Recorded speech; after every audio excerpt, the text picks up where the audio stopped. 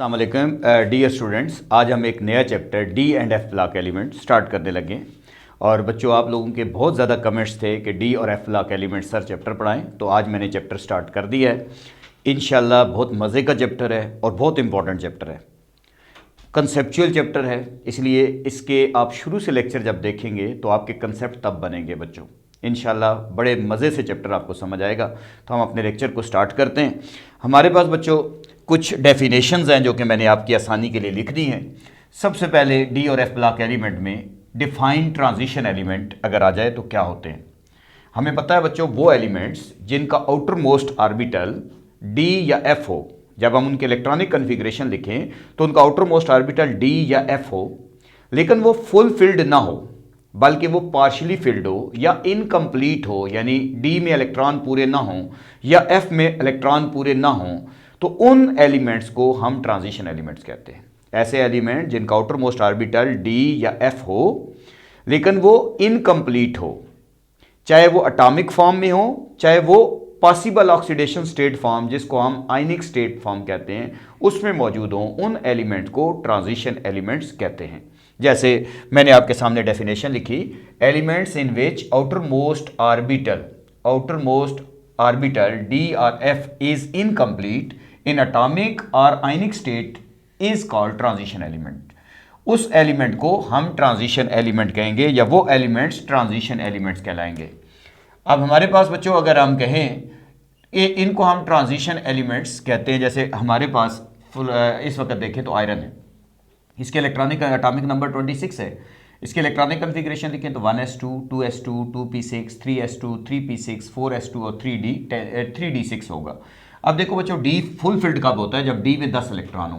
तो अभी d में 6 इलेक्ट्रॉन है, इसका मतलब है इसका d फुल फील्ड नहीं है, इनकम्प्लीट है, पार्शियली फील्ड है, इसलिए ये जो एलिमेंट है इस वक्त ट्रांजिशन एलिमेंट कहलाएगा।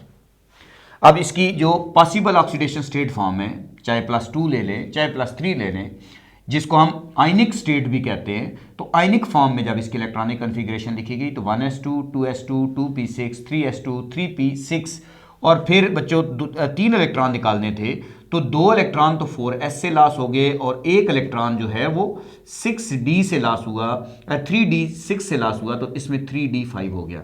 तो 2 इलेक्ट्रॉन यहां से निकल गए, 1 इलेक्ट्रॉन यहां से निकल गया, ये इलेक्ट्रॉनिक कन्फिग्रेशन बन गई।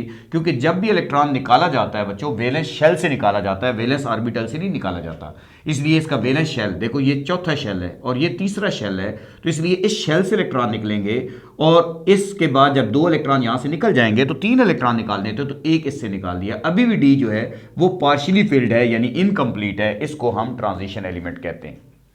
अब बच्चों डी का एक और नाम भी याद करना है, D R also called outer transition element. D के लिए आउटर ट्रांजिशन एलिमेंट का वर्ड यूज होता है, इनको हम आउटर ट्रांजिशन एलिमेंट्स कहते हैं। अगर मैं आपसे कहूं ना डी का एक और नाम क्या है तो आप इसका नाम याद करेंगे, आउटर ट्रांजिशन एलिमेंट इनको बोलते हैं।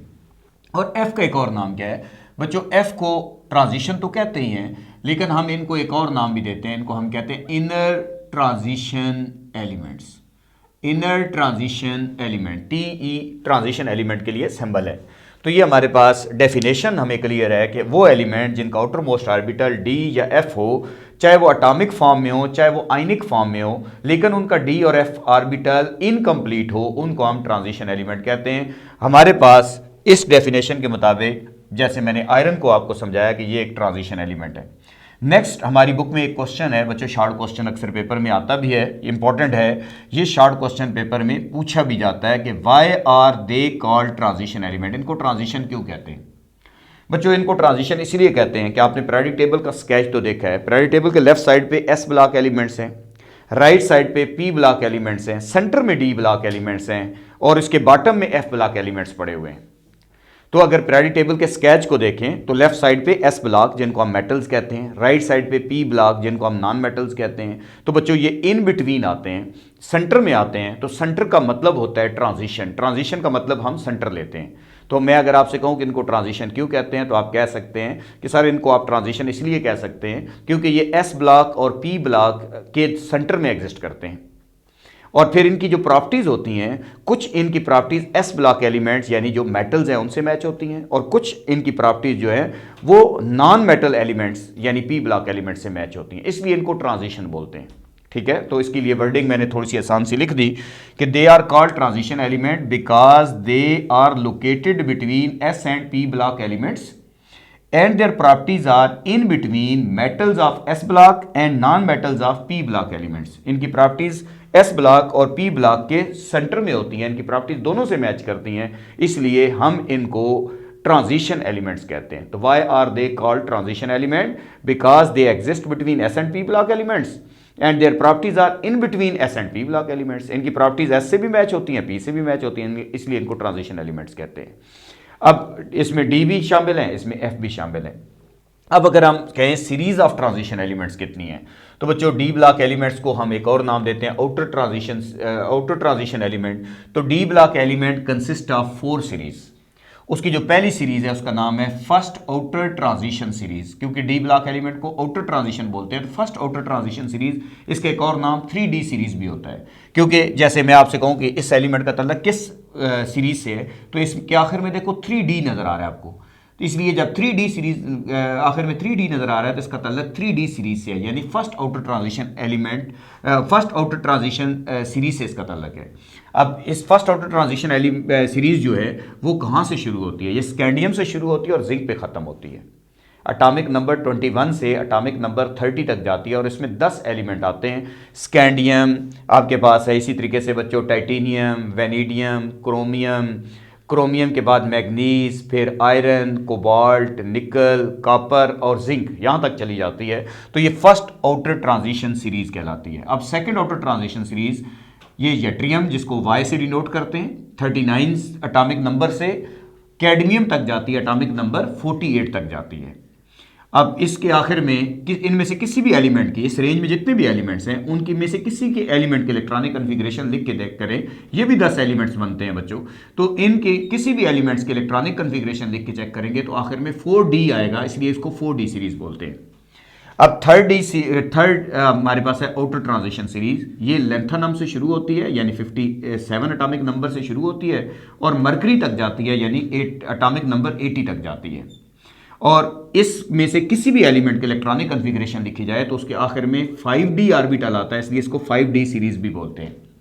अब फोर्थ आउटर ट्रांजिशन सीरीज बच्चों, इसका हमने याद करना है कि ये किस एलिमेंट से शुरू होती है। ये ऑक्टेनियम 89 एटॉमिक नंबर से शुरू होती है और ऑनवर्ड अभी चलती जा रही है बच्चों, इनकम्प्लीट है। इसमें एफ ब्लॉक एलिमेंट्स भी दरमियान में जहाँ पे शुरू होते हैं उनसे पहले ये सारी सीरीज चलती जाती है।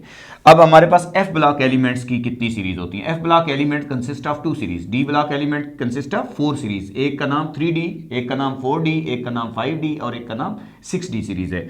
जबकि F block element consist of 2 series. पहली का नाम है फर्स्ट इनर ट्रांजिशन सीरीज, क्योंकि एफ ब्लॉक एलिमेंट का एक और नाम इनर ट्रांजिशन एलिमेंट्स भी होता है बेटा, तो इसलिए इसको फर्स्ट इनर ट्रांजिशन सीरीज कहते हैं। इसको इसके आखिर में 4F आता है, इसलिए इसको 4F सीरीज भी बोला जाता है बच्चों। इसको हम 4F सीरीज भी हम बोल सकते हैं। और 4F सीरीज कहाँ से कहाँ तक है? ये सीरियम से शुरू होती है, सीरियम, और ये लुटीटियम तक जाती है बच्चों। लुटीटियम एटॉमिक नंबर 71 और cerium atomic number 58। Periodic table आप देख सकते हैं, पीरियोडिक टेबल से थोड़ा सा बंदे को और अच्छा अंदाजा हो सकता है। नेक्स्ट सेकंड सीरीज जो है जिसको हम सेकंड इनर ट्रांजिशन सीरीज बोलते हैं, ये हमारे पास 4F सीरीज कहलाती है बच्चों, 5F सीरीज कहलाती है। और ये किस एटॉमिक नंबर से शुरू होती है? ये थोरियम से शुरू होती है जिसका एटॉमिक नंबर 90 है, और ये लारेंसियम तक जाती है जो कि हमारे पास LR से डिनोट किया जाता है और इसका एटॉमिक नंबर जो है 103 होता है, इधर तक जाती है। पीरियोडिक टेबल में अगर आप देखें ना तो पीरियोडिक टेबल पे नीचे 2 आपको नज़र आ रही है सीरीज, जिसमें 14 एलिमेंट एक नज़र आ रहे हैं आपको लेंथेनाइड्स के, वो आपके पास 4F सीरीज़ है। और उसी के नीचे आपके पास ऑक्टेनियम की सीरीज़ नज़र आ रही है, वो 14 एलिमेंट्स हैं, वो आपके पास 5F सीरीज़ है। तो ये हमारे पास हमें इतना पता होना चाहिए कि डी ब्लॉक एलिमेंट्स की कितनी सीरीज़ हैं, एफ ब्लॉक एलिमेंट्स की कितनी सीरीज़ है, ये किस एलिमेंट से शुरू होती हैं, किस एलिमेंट पे जाके ख़त्म होती हैं, क्योंकि ये आपके पास समझ लें मल्टीपल चॉइस होते हैं। अब बच्चों हम कुछ जनरल इलेक्ट्रॉनिक कन्फिग्रेशन इनकी लिखते हैं कि अगर मैं आपसे कहूं कि जो हमारे पास डी ब्लॉक एलिमेंट्स हैं इनकी जनरल इलेक्ट्रॉनिक कन्फिग्रेशन क्या होगी, पहले आप इसको देख लें बच्चों, अपने पास नोट कर लें ताकि मैं नेक्स्ट यहां पे लिख सकूं। चलें जी, अब हमारे पास बच्चों हम सपोज करें, मैं इसको इसलिए नहीं मिटा रहा आयरन को कि यहाँ से ही मैं चीज़ आपको समझाने जा रहा हूँ। मैं अगर आपसे कहता हूँ जनरल इलेक्ट्रॉनिक कन्फिग्रेशन आप बताएं जी, कि हमारे पास general electronic configuration, general electronic configuration आपके पास डी ब्लॉक एलिमेंट्स की क्या होगी। डी ब्लॉक एलिमेंट्स थोड़ा सा ध्यान करेंगे तो बच्चों आपको समझ आएगा, अदरवाइज काफ़ी बच्चों के लिए टफ भी हो जाता है। डी ब्लॉक एलिमेंट्स, अब बच्चों डी ब्लॉक एलिमेंट्स कोई भी अगर मैं लिख लूँ तो लाजमी बात है यहाँ पे अगर ये 4 है तो ये 3 आएगा, अगर मैं नेक्स्ट में जाऊँगा तो यहाँ अगर 5 होगा तो यहाँ 4 आएगा, जैसे इस सीरीज़ में चला जाऊँ। और अगर नेक्स्ट में जाऊँ तो यहाँ अगर 6 है तो यहाँ 5 आ जाएगा, नेक्स्ट सीरीज़ आ जाएगी। और अगर यहाँ पे बच्चों हमारे पास अगली सीरीज़ में अगर चलते हैं तो यहाँ पे अगर 7 है तो यहाँ पे 6 आ जाएगा, क्योंकि एक नंबर कम है। इसको अगर मैं n कह दूँ, देखो ये 4 है तो ये 3 है, एक नंबर कम होगा हमेशा। s के साथ जो नंबर होगा डी में उसके साथ एक कम होगा, तो इसको अगर मैं n कंसिडर कर लूँ, आपको समझाने के लिए जस्ट बता रहा हूँ, अगर इसको n कंसिडर कर लूँ तो इसको मुझे क्या कंसिडर करना चाहिए, ये 4 है ना, तो इसको क्या कंसिडर करना चाहिए, उससे एक कम है तो n-1 कहना चाहिए। अगर ये 4 है तो ये n-1 4 -1 3 होगा। अगर ये 5 है, अगर सपोज करें यहाँ 5 होता तो यहाँ पे n-1 यानी 5 - 1 तो 4 हो जाता। इसी तरीके से ये चलता जाता है। तो बच्चों मैं आपके सामने इलेक्ट्रॉनिक कन्फिग्रेशन लिखूँ तो आपको पता है वैलेंस शेल जो है, शेल के लिहाज से इसको बाद में लिखूँगा, इसको पहले लिखूँगा। तो मैं आपके सामने इसकी जनरल इलेक्ट्रॉनिक कन्फिग्रेशन लिखूँ तो आप लिख सकते हैं कि n-1 डी, और डी में बच्चों बाज़ दफ़ा जैसे स्कैंडियम में 21 आखिर में डी में 1 होगा, टाइटेनियम में डी में 2 होंगे, वेनेडियम में डी में 3 होंगे, क्रोमियम में डी में 4 होंगे जो कि प्रमोट होकर 5 हो जाएंगे, फिर नेक्स्ट में 5 होते जाएंगे, फिर 6 होते जाएंगे, ऐसे चलते जाएंगे। तो डी में इसका मतलब है 1 से लेकर 10 तक इलेक्ट्रॉन हो सकते हैं, क्योंकि कोई भी एलिमेंट हो सकता है। तो डी में 1 से लेकर 10 तक मैक्सिमम, जब जिंक पे पहुंचूंगा तो डी में 10 इलेक्ट्रॉन हो जाएंगे। फिर हमारे पास इधर इसको नंबर मैंने n बोला हुआ है, तो n s के साथ बच्चों आप लाजमी बात है क्रोमियम की अगर इलेक्ट्रॉनिक कन्फिग्रेशन आपको आती है या आगे नेक्स्ट लेक्चर में आ जाएगी तो बच्चों वो 1 एटॉमिक नंबर से लेकर यानी वो उसमें इलेक्ट्रॉन 1 से लेकर 2 तक होते हैं। s में 1 भी हो सकता है, तो हमारे पास s में 2 इलेक्ट्रॉन भी हो सकते हैं। जैसे इस केस में देखो तो s में 2 इलेक्ट्रॉन है और d में 6 इलेक्ट्रॉन है। लेकिन अगर नेक्स्ट में जाऊँगा तो s में हमारे पास यहाँ पे 2 इलेक्ट्रॉन होंगे, d में 7 हो जाएंगे। इधर फिर आपके पास डी में एस में 2 होंगे, डी में जो है वो 8 हो जाएंगे, सो ऑन 10 तक चलता जाएगा। लेकिन क्रोमियम का केस अगर किसी के ज़हन में आता है बच्चों, तो आपने देखा होगा कैसे करके क्रोमियम की वैलेंस इलेक्ट्रॉनिक कन्फिग्रेशन लिखते हैं। वैसे तो ऐसे लिखनी चाहिए 4s2 और 3d4 लिखनी चाहिए, लेकिन जब आपको हम पढ़ाते हैं तो हम कहते हैं ये ऊपर वाला शेल है, ये लोअर शेल है, और आपको पता है ये फुल फिल्ड है और ये पार्शली फिल्ड है। तो इसको अगर आप हाफ फिल्ड कर दो, क्योंकि ये इलेक्ट्रॉन हायर से लोअर में खुद ब खुद आएगा, तो ये हाफ फील्ड बन के स्टेबल हो जाएगा। जब इसको ये इलेक्ट्रॉन मिल जाएगा तो ये पहले अनस्टेबल था, ये भी हाफ फील्ड बन के स्टेबल हो जाएगा। तो इसलिए क्रोमियम इस इलेक्ट्रॉनिक कन्फिग्रेशन को फॉलो करता है। तो यहाँ देखो s में 1 भी तो हो सकता है, तो इसलिए मैंने कहा s में 1 से लेकर 2 तक इलेक्ट्रॉन हो सकते हैं और d में 1 से लेकर 10 तक। ये general electronic configuration of D block element है। अब बच्चों एफ ब्लॉक एलिमेंट्स में क्या होगा, एफ ब्लॉक एलिमेंट्स में ये होगा कि अगर सपोज करें ना बच्चों, यहाँ पे एस के साथ अगर सपोज करें, आपको समझाने के लिए कह रहा हूँ, अगर यहाँ पे सपोज कर लेते हैं कि 7 आ रहा है तो यहाँ इसके साथ क्या आएगा, फिर 6 आएगा। लेकिन एफ के साथ एक नंबर और कम हो जाएगा, यानी अगर यहाँ पे 7 है तो यहाँ 6 आएगा, एफ के साथ 5 आएगा। और अगर यहाँ पे 6 है तो एस डी के साथ लाजमी बात है एक कम होगा। अगर यहाँ पे आपके पास 6 है तो यहाँ पे 5 आएगा, और 5 आएगा तो f के साथ एक और कम हो जाएगा, इसीलिए d उसके साथ अगर इसके साथ 5 आ रहा है तो उसके साथ 4 आ जाएगा। जैसे मैं आपसे कहता हूँ general electronic configuration of f block element बताएं, तो बच्चों f ब्लॉक एलिमेंट की जनरल इलेक्ट्रॉनिक कन्फिग्रेशन हम लिखते हैं f block elements. f block elements की अगर हम इलेक्ट्रॉनिक कन्फिग्रेशन लिखें तो हमारे पास ये बन जाएगा, उसमें n-1 d में इलेक्ट्रॉन्स आएंगे बच्चों 1 से 10 तक हो सकते हैं, ठीक हो गया। और फिर हमारे पास नेक्स्ट n-2, क्योंकि इससे एक नंबर d में 1 माइनस होता है जबकि f में 2 माइनस होंगे, f में 14 टोटल इलेक्ट्रॉन आते हैं, 1 से 14 तक होंगे। और फिर हमारे पास ns 1 से लेकर 2 तक इलेक्ट्रॉन होंगे। कहने का मतलब ये है कि बच्चों अगर सपोज करें इसके साथ आपको समझाने के लिए बता रहा हूं कि इसके साथ 7s आ रहा है, तो इसके साथ लाजमी बात है आप क्या लिखोगे 7 - 2, तो ये 7 - 2 करोगे तो 5f आएगा। जबकि इसके साथ 7 - 1 करोगे तो इसके साथ 6d आएगा, और इसमें 1 से लेकर 10 तक इलेक्ट्रॉन होंगे, जबकि इसमें 1 से लेकर 14 तक इलेक्ट्रॉन होंगे, इसमें 1 से लेकर 2 तक इलेक्ट्रॉन होंगे। तो ये इस तरह इनकी जनरल इलेक्ट्रॉनिक कन्फिग्रेशन होती है कि जो नंबर ये होता है उससे एक नंबर माइनस ये होता है d, और जो नंबर ये होता है उससे डी एफ के साथ 2 माइनस होता है। तो ये हमारे पास इसकी जनरल इलेक्ट्रॉनिक कन्फिग्रेशन बन गई। तो मैंने तो कोशिश की है बच्चों कि आपको चीज़ समझ आ जाए, लेकिन फिर भी आप कंफ्यूज हो रहे हैं तो थोड़ा सा आप इसको रीड करें और अच्छे तरीके से, तो आपको ये आ जाएगा। क्योंकि अगर आपको फर्स्ट ईयर की इलेक्ट्रॉनिक कन्फिग्रेशन वीक है तो बच्चों शायद आपको प्रॉब्लम आ रहा है। तो अब हमारे पास बच्चों नेक्स्ट एक शॉर्ट क्वेश्चन है, ये भी बड़ा पॉपुलर क्वेश्चन है। जैसे बुक में हेडिंग लगी हुई है जिंक ग्रुप क्या होता है, ठीक है, जिंक ग्रुप क्या है, इसके ऊपर शॉर्ट क्वेश्चन क्या बनता है बेटा, वो कहता है कि why is zinc group, why is zinc group included in transition elements, why is zinc group included in transition elements. ये क्वेश्चन अक्सर पूछता है, क्योंकि अभी आपने क्या डेफिनेशन पढ़ी है, आपने पढ़ी है कि वो एलिमेंट जिनका आउटर मोस्ट ऑर्बिटल डी या एफ हो लेकिन इनकम्प्लीट हो, चाहे वो एटॉमिक फॉर्म में हो चाहे वो आयनिक फॉर्म में हो, उनको हम ट्रांजिशन कहते हैं। अब बच्चों हमारे पास अगर मैं आपसे कहता हूँ जिंक ग्रुप को आप ट्रांजिशन एलिमेंट में क्यों शामिल करते हैं, ज़रा जिंक ग्रुप देखते हैं बच्चों। Zinc group second B group element को कहते हैं, सेकंड बी। इसमें कौन कौन से आते हैं जी, सेकंड बी में जिंक आता है, कैडमियम आता है और मरकरी आता है, इसको जिंक ग्रुप हम बोलते हैं।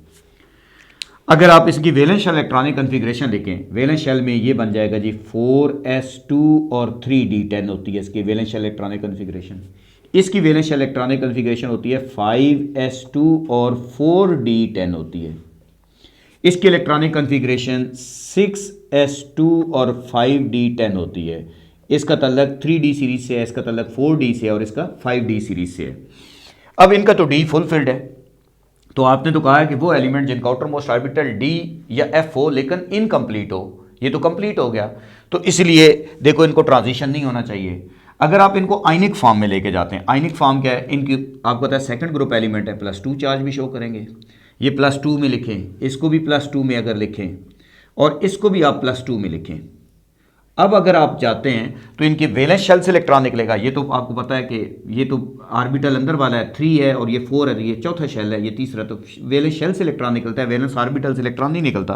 तो इसकी जब इलेक्ट्रॉनिक कन्फिग्रेशन लिखेंगे तो ये 4s0 हो जाएगा और 3d10 हो जाएगा।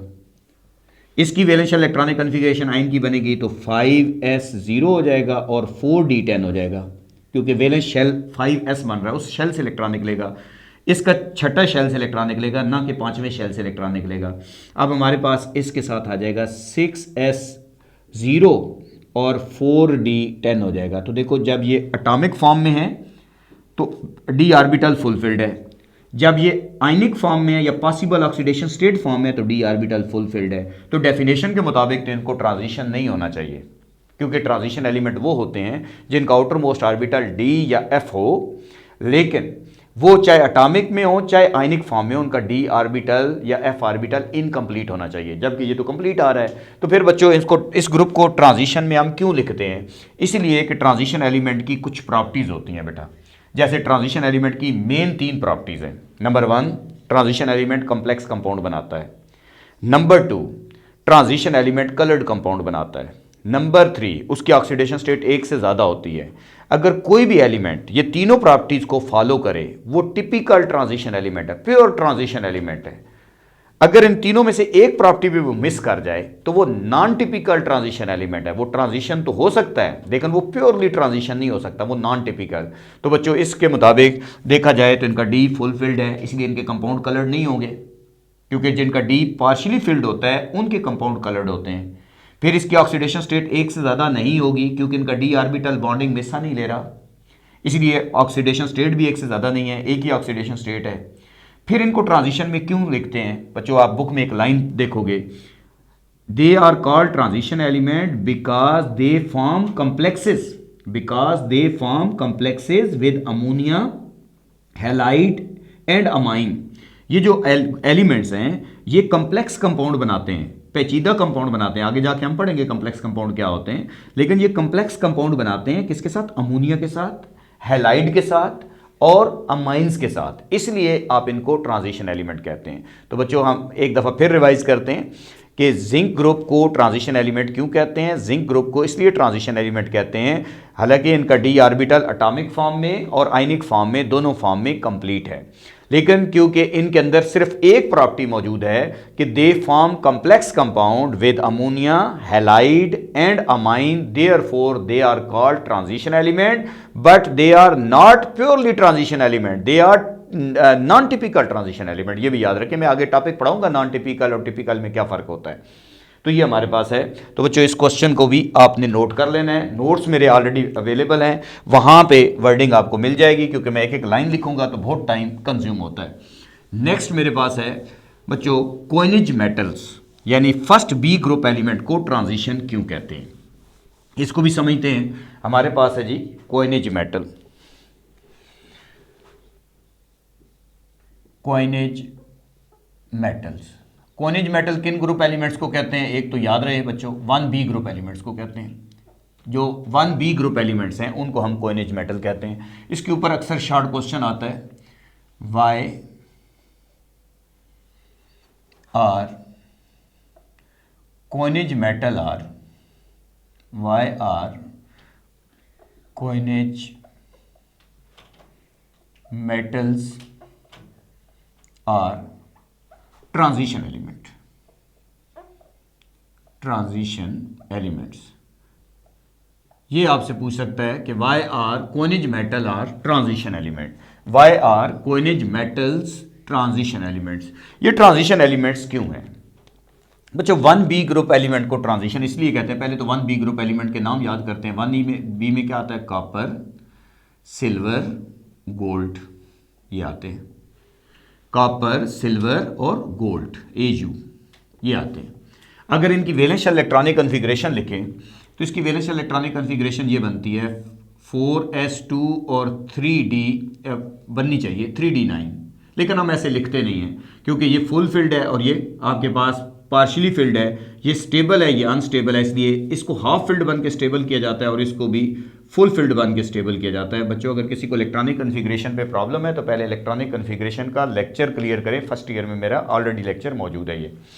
अब यहाँ पे इसकी वैलेंस इलेक्ट्रॉनिक कन्फिग्रेशन क्या बनेगी? 5s1 और 4d10 बन जाएगा।